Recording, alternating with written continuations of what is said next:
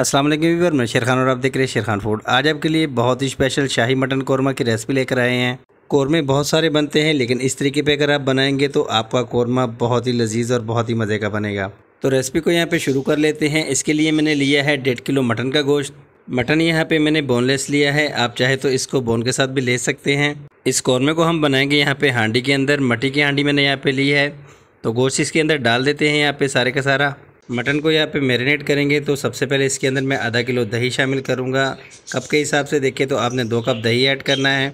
दही शामिल करने के बाद यहाँ पे कुछ हरे मसाले भी इसके अंदर ऐड करेंगे। सबसे पहले यहाँ पे मैं लहसुन शामिल करूँगा। लहसुन यहाँ पे मैं 1 टेबलस्पून कुटा हुआ शामिल करूँगा और अदरक भी 1 टेबलस्पून शामिल करूँगा। 4 अदद सब्ज़ मिर्चें हैं, इसको भी मैंने कूट लिया है, ये भी इसके अंदर शामिल कर देंगे। नमक शामिल करेंगे यहाँ पे 1.5 टीस्पून, आप अपने टेस्ट के मुताबिक ले सकते हैं। पिसा हुआ धनिया शामिल करेंगे यहाँ पे 1 चम्मच भर के, यानी कि 1 टेबलस्पून। 1 टीस्पून यहाँ पे मैं कुटी हुई लाल मिर्च शामिल करूँगा और 1 टीस्पून यहाँ पे मैं लाल मिर्च पाउडर शामिल करूँगा। हाफ़ टी स्पून यहाँ पे मैं हल्दी का शामिल करूँगा और यहाँ पे शामिल करूँगा हाफ़ टी स्पून मैं कचरी पाउडर। कचरी पाउडर डालने से गोश्त जल्दी से गल जाता है, जल्दी से सॉफ्ट हो जाता है। खुशबू के लिए यहाँ पे मैंने 1 टीस्पून कसूरी मेथी शामिल की है और यहाँ पे मैं शामिल करूँगा अब कौरमा मसाला। ये कौरमा मसाला मेरे घर का बना हुआ है, अगर आप इसकी रेसिपी देखना चाहते हैं तो हमारे चैनल पे देख सकते हैं। 1.5 टेबलस्पून यहाँ पे मैंने कौरमा मसाला शामिल किया है और यहाँ पे कुछ खड़े मसाले ऐड करते हैं। 6 से 7 मैंने लौंग शामिल किया है, 1 जावित्री का फूल शामिल किया है, 1 बड़ी इलायची शामिल की है और 3 छोटी इलायची शामिल की है। इन छोटी इलायचियों को आपने तोड़ के इसके अंदर शामिल करना है, इससे बहुत ही अच्छी खुशबू आती है। मसाले यहाँ पे हमारे कंप्लीट हो चुके हैं। अब यहाँ पे इसको हमने अच्छे से मिक्स करना है। हाथ से मिक्स करेंगे तो अच्छे से मिक्स हो जाएगा, तो आपने इसको हाथ से अच्छे से मिक्स कर लेना है। मिक्स करने के बाद इसको आपने फ्रिज में रख देना है तकरीबन 2 घंटों के लिए, ताकि जितने भी मसाले हमने इसके अंदर डाले हैं वो सारे के सारे गोश्त के अंदर आ जाएँ और इसका बहुत ही अच्छा सा फ्लेवर इसके अंदर आ जाता है। गोश्त और मसाले हमारे अच्छे से मिक्स हो चुके हैं। अब इसको हम रख देंगे फ्रिज के अंदर। तो 2 घंटे यहाँ पे हो चुके हैं, इसको हमने फ्रिज में रख दिया था 2 घंटों के लिए। अब इसके अंदर हमने शामिल करना है 1 बड़ा चम्मच घी का।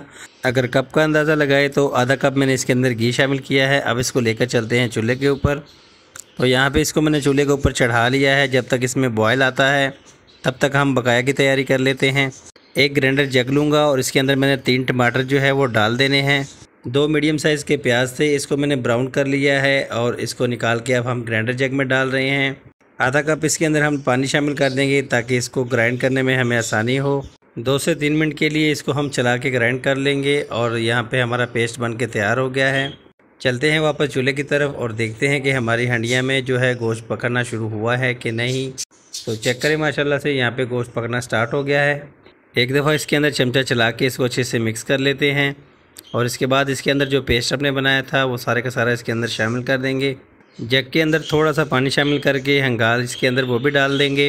एक दफ़ा इसके अंदर चमचा चला के अच्छे से मिक्स कर देते हैं, क्योंकि जो पेस्ट हमने इसके अंदर डाला है वो अच्छे से मिक्स हो जाए इसके अंदर।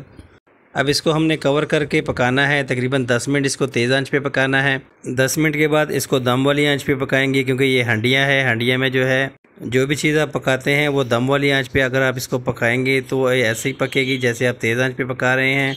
30 मिनट तक हमने इसको पकाया है। अब इसका गोश्त चेक करेंगे कि गोश्त यहाँ पे कितना सॉफ्ट हुआ है। कौरमा तो हमारा माशाल्लाह से बहुत ही अच्छा पका है। अब गोश्त के अंदर थोड़ी सी कसर रहती है, तकरीबन 10 मिनट तक इसको हम मज़ीद पकाएंगे।